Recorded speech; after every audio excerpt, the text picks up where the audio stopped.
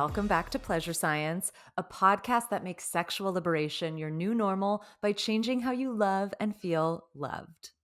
Today, I want to talk about an ugly three-letter word, a word that no one wants to be called, and that word is old. Old feels more like a death sentence than an adjective. The second you're called old, it's like someone is saying the fun parts of your life are over and you're nearing the finish line. But what is old? How do you define it? I don't think I'm old, but believe it or not, I've been called old. I once dated a man who was 10 years younger than me, and I got to know him as a friend, and he was someone super thoughtful. He would make me laugh. And the night that we kissed, it just felt right. And so we started seeing each other. And then one night after having sex, he called me his old woman. And the phrase shocked me. And I knew he didn't mean it as an insult, and I knew he was proud to be with me. But the word ripped through me like a bullet cased in fear. And I was just like, this man is calling me old when I feel young. But from his perspective, I was older, and he liked that. And I still remember his face when he called me his older woman. It excited him. And it turned out he wouldn't be the last guy to call me old. Just last year, I was on a first date with a man that I met on a dating app, and I could see his age because we were on a dating app, right? It shows you that stuff. So I knew this guy was only a few years younger than me. But at the end of our date, he winked and he said, I love older women. And again, I felt really confused as this dreaded word washed over me because I'm here thinking, I feel young and you are just barely younger than me. So why are these men calling me old? And it always catches me off guard, especially because I've dated people older than me and I never saw them as old. For example, I dated a woman who was 22 years older than me, to be exact. She was a dominatrix and she showed me the ropes, literally. And then years after that, I met a man who was, again, 20 years older than me. And he was kinky and eccentric and he adored me. But I never thought to call either of these lovers old, even though they were older than me by a few decades. And so, having been on both sides of this age gap spectrum, I've come to realize that the most important part of your connection isn't age. It's that everyone is a consenting adult and that everyone has the emotional maturity to consent. Age is just a number, so let's name it. Today, I'm 35 and I feel young. And in a few years, I'll be 40. And just a couple of years ago, I was in my 20s. Age isn't an ugly secret, so name it. There is power in naming your age with confidence in a society that wants you to feel old by the time you're 29. And right now, I'm not just reminding you that age is a harmless number. What I'm also going to talk about today is how the word old has become a bad word and what we can do about that. Now, in order to dive into this topic, I need to define what old means, at least for the purposes of this episode. And so that means I need to give a number as a framework for this discussion, and I'm going to do that. So from here on out, when I say old in this episode, the age that I'm referring to is anyone who is 55 years or older. And I want to be clear, when I say people 55 years and above are quote unquote old, I do not mean this as a bad thing. In fact, as I was planning out this episode, I was really hesitant to put a number on the word old at all because I was worried that my friends who are 55 and older would feel resentful, like I'm calling them outdated or boring, which they are not. My friends are sexy and intelligent and fabulous, but back to my point. I was afraid to attach a number to the word old because the word old still feels like a slur. And even if you have the best intentions, but then my wonderful producer made me realize that this stigma is exactly what I want to heal and talk about in this episode. So let me be clear. If you are listening to this and you are 55 years or older, I not only think that you are wise, I think that you are fun and exciting and magnetic and sexy, and the best years of your life are up ahead, and the world is your oyster. And yet, somehow, the word old has come to mean the opposite, an unavoidable milestone that marks the beginning of the end, especially for women and especially for sex. And here is why we think this way. Remember last season in episode 11 when I explained about the relationship escalator? How we are all taught that a successful relationship goes up like an escalator and you're supposed to get off at all the same floors. For example, let's pretend we have a couple named Fatima and Jeremy who start dating. And so they get on the relationship escalator, and in 6 months, they get off at level 1, moving in together. Then Jeremy and Fatima get back on the escalator until level 2, they're engaged. And you get the idea. The escalator goes up, and each time you get off at a level appropriate for a successful, blooming relationship. Well, the word old has its own escalator, and it's defined by decades of life. And you've been tricked into believing that your coming of age story must look a certain way. And we use each decade of life to define that transition from young to old. And this is how we age ourselves. In your teens, you're immortal, you're arrogant, you're insecure, but one thing is for sure, you feel alive. Then in your 20s, you're fresh and aware, but this is a time that's also filled with heartbreak and letdowns, and you feel like you really should know more than you do. Then come your 30s, where you have knowledge and grit, and you're trying to figure out how to handle the stress and fatigue of your life. And so health and wellness become just as important as money and career and relationships. Then you get into your 40s.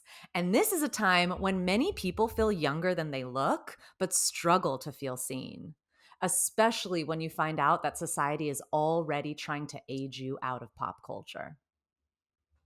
In your 50s, you're thriving, or at least my friends are, but the subtle and not so subtle messages from society get louder. And then you hit your 60s, and the government makes it official. You're a senior citizen on paper, but in your heart, you're still that kid who can laugh a little too loud with all your favorite people. Youth is a feeling, and age is a tracking system manipulated by society. It's society that tells you what it means to be old and have a respectable lifestyle. No more wild nights, and certainly no slutty adventures. And the clothing you wear should not be revealing or trendy or provocative. I mean, God forbid. In fact, forget that you have a sexuality at all, because this will make everyone else more uncomfortable around you. Just like the relationship escalator, we have a sinister way of tracking what it means to be young versus old. But the fact is, being young is a feeling. And the older you get, the more freedom you have to explore life. As you age, you learn what you like, you care less about what other people think, and you live life your own way. You usually have more money or more time or both. So you can travel or take up that hobby you've always wanted to learn. The older you get, the more freedom you have. Being old is literally the best time to be alive. And yet, everyone, no matter your age or your gender, everyone fears being seen as old and what this means for your sex life. So now that I've called out this sinister lie about old being something we are supposed to fear and feel shame about, let's break down the big worries you have about aging, particularly when it comes to sex. And I'm going to start with the big worries that many women have when it comes to aging and sex. But don't you worry, I'm going to be going through all other genders, and we're going to really be tackling some big fears that I see so you can all start healing and feeling better. But for the ladies, Let's start with the big fear number one. Your sex drive is changing and libido is going down. This is probably the most common worry that I see women have about aging. You worry that your desire is going to dry up like the Sahara Desert the minute you hit menopause. But here's the truth: your libido doesn't disappear, it evolves. Yes, hormone levels shift. Estrogen and testosterone decline during perimenopause and menopause, and this can affect desire. But it doesn't mean you stop wanting sex. It means that your turn ons and your sexual needs now have a new recipe. And for some women, that recipe means I need a little bit more time, or I need more intimacy, or I need more slowness. But for others, it means I need more directness and more kink and more fantasy. It's not about less desire, it's about new desire. And according to a recent study, many women report continued and even improved sexual satisfaction after menopause, especially when they felt emotionally and physically supported by their lover. So instead of dreading menopause, start looking up stories of real women enjoying their life and realize that after menopause, you get pussy 2.0. You don't lose your sexuality, you get an upgraded version.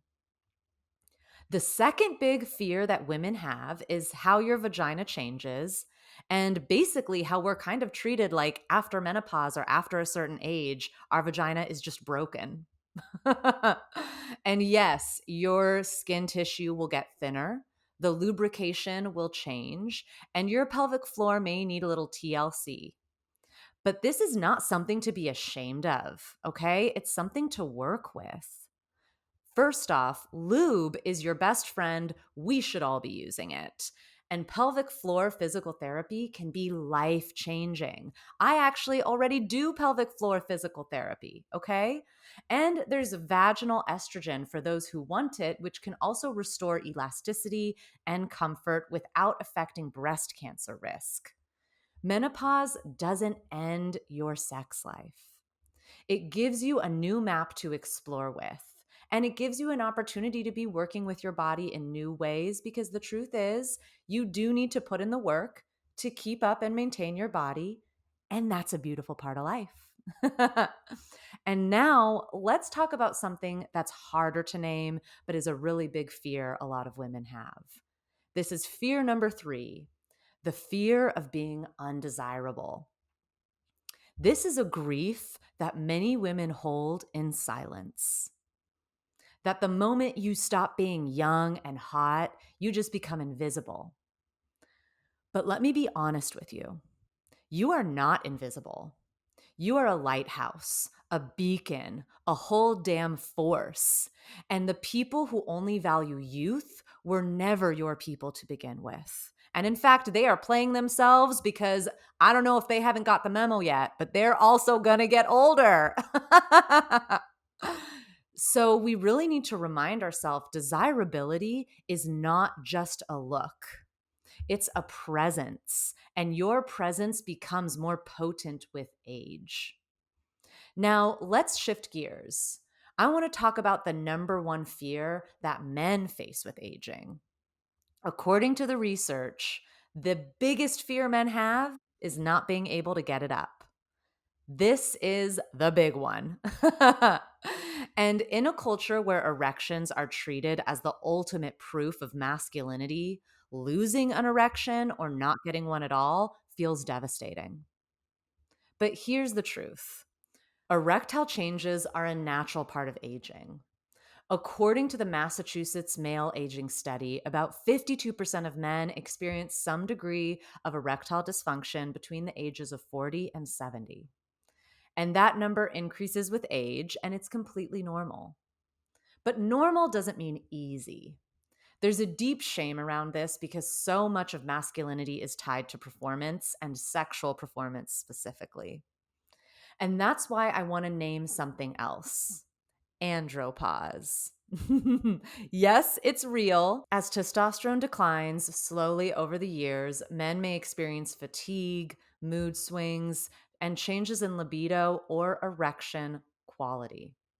This is referred to as the male menopause. But it's not talked about nearly as much because men are just supposed to power through. But power, real power, looks like asking for help when something is off. It looks like slowing down, tuning in, and discovering new ways to experience pleasure. Now, let's talk about the third group that often gets left out of this conversation altogether: queer and trans people. A big fear is how aging as a queer person can be isolating. So many queer spaces center youth. The clubs, the dating apps, the pride floats, they're often filled with 20 somethings glowing and shirtless and euphoric, and I love that for them. But where are the dance parties for everybody else? The flirty 50 somethings, or the salt and pepper butch dykes, or the queer elders who want to throw some ass? During my archival project on queer history, I interviewed queer and trans elders who said that one of the biggest things that they missed was dancing and flirting and going out. But they intentionally stopped going to queer parties because they didn't feel welcome or they felt invisible. They told me that they wished that there were more spaces where they could dance, flirt, feel free without feeling like the oldest person in the room. Which, again, if you are the oldest person in the room, that's not a bad thing. And I've got good news. There are queer spaces that celebrate all age groups. Groups like Sage, Open House, and the LGBTQ Elders Meetups are all creating intergenerational dance parties and storytelling saloons, and even speed dating events for queer folks over 50. I even know of a lesbian dance party in Los Angeles specifically for women over 40. And I know of a queer and kinky retreat on the East Coast that is also very intergenerational. So the community is out there and they want to meet you. But what about trans and non binary fears around aging? One big fear I see is that aging and dating feels like an overwhelming combo. Many trans and non binary people report feeling invisible in dating spaces even before they feel like they start getting into older age groups. And then in older age groups, there's way less education, which often means even less empathy from people who aren't trans or aren't queer. Or there's even less empathy between queer people who aren't trans to non binary people and trans people. This problem is also compounded by medical providers who fail to understand how to support trans patients through perimenopause, hormonal changes, or aging in general. And so, again, it can feel overwhelming to date as you age when you're trans and non binary. But I also want to remind us all what I talked about in episode 7. Oppression is real, but love and opportunity are also real. Queer and trans people have more self knowledge, more clarity, more knowing exactly what you're looking for and not wasting time on people who don't see you. This is where dating apps can also come in handy because you get age out in the open right away and you can vet if someone is transphobic or disrespectful before meeting in person. And I also recommend asking bold questions and making people show you that they are worthy of you. I know dating apps can be really annoying, but they are honestly a great GPS system to find single, like minded people near you. And sometimes we just need to reframe them as that. Maybe I won't find my soulmate, but let me still use the Tinder GPS to find some cuties near me. If you're trans or non binary and you're over 55 and you're nervous about dating, here's my advice to you: don't shrink yourself. Go after what you want. Show up proudly as yourself and be direct. And also make sure that you support yourself by having amazing, loving friends around you so that you can always be lifted back up and reminded of your worth. You are not late. You are right on time. And the fact that you exist means that your people exist too. the ones who can't wait to be your friend, the ones who can't wait to kiss you. And right now, someone is dreaming about falling in love with a person who is exactly like you. Which brings me to the next big fear I see with my elder queer and trans people. What if you are a late bloomer? And to be clear, by late bloomer, I'm talking about anyone who came out of the closet later in life, whether with your gender or with your sexuality or both. When this happens and you feel like a late bloomer, don't you also feel like the elephant in every room you are suddenly in? Being a late bloomer feels hard because you have an urgency to experience the life you've been denying yourself for so long and feel seen as you do it. But as you put yourself out there, you'll feel intimidated and vulnerable and out of step.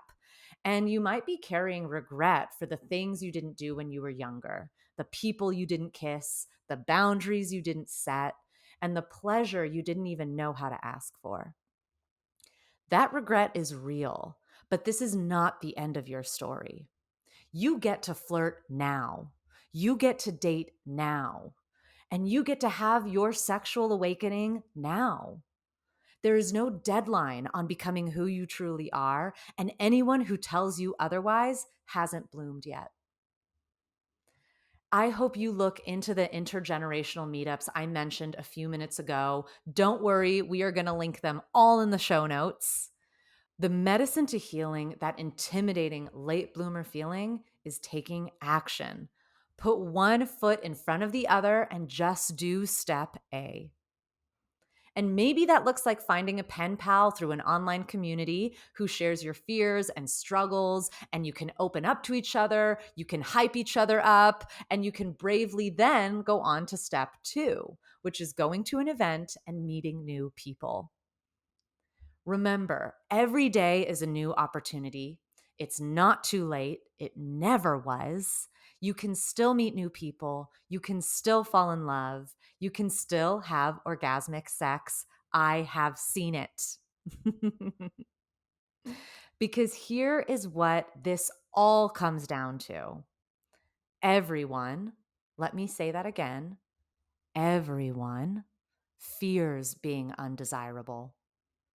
That as you age, you are no longer going to be seen or celebrated. This is a universal fear. No matter your gender or sexuality, it hits everybody. But you are not invisible. You are not expired. And if you got out of bed today, then your life is definitely not over. You are still evolving. You are still discovering. You have new fantasies, new needs, new energy, new adventures waiting to unfold with every year that you age. And next week, we are going to be meeting someone who is living proof of this. Susan Bratton is the sex expert to millions. She is thriving in her 60s. She is a mother, an award winning sexologist, and a total baddie who is having the best sex of her life with her husband, her boyfriend, and the women she dates. Susan is going to show you exactly how to age with erotic power, so you do not want to miss next week's episode. But that is it for this week's episode of Pleasure Science. So, in the meantime, please come and say hi on Instagram and TikTok at Pleasure Science. And if this episode taught you something new or made you feel hopeful, empowered, and a little sexier than you did before, please subscribe and leave a review. Now more than ever, it's important to support sex education. And I know you believe in the mission of this podcast, which is making sexual liberation your new normal in a world that profits off of shame. So please take a moment to leave a rating or review or comment on YouTube. Speaking of YouTube, if you are watching right now, please leave a comment redefining the word old for yourself. I want us all to celebrate this, and I want you to make someone smile today. And just a fun fact, I go live on Instagram all the time, and I love reading your comments. So please leave a comment because I can't wait to read it and share your beautiful wisdom. And finally, if this episode resonated with you, then the next step on your journey is voicing your desires. Talking about sex protects what you love most. And when you know how to ask for what you want and share boundaries without offending your lover, intimacy stops feeling like guesswork and it starts feeling natural. Voice Your Desires is my guided video journey that shows you how to talk about sex so you can protect what you love most without any miscommunications. Start voicing your desires right now by clicking the link in our show notes or by going to pleasurescience.com. And remember to use the code PleasureSciencePod at checkout to get 10% off. Thank you for joining us this week. And before we go, just a quick reminder for you to go experience pleasure in the next 24 hours. Whether it's watching your favorite movie, calling your favorite person, or masturbating in the shower. Go experience pleasure, and I will see you next week. Bye. This podcast is a Pleasure Science production, hosted by me, Nadège, your resident sex scholar. The Pleasure Science podcast is produced by Laura Moore and edited by Camille Furman-Callot.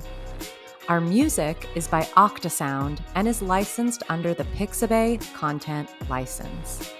To find out more about pleasure science and to sign up for our online courses, please visit www.pleasurescience.com.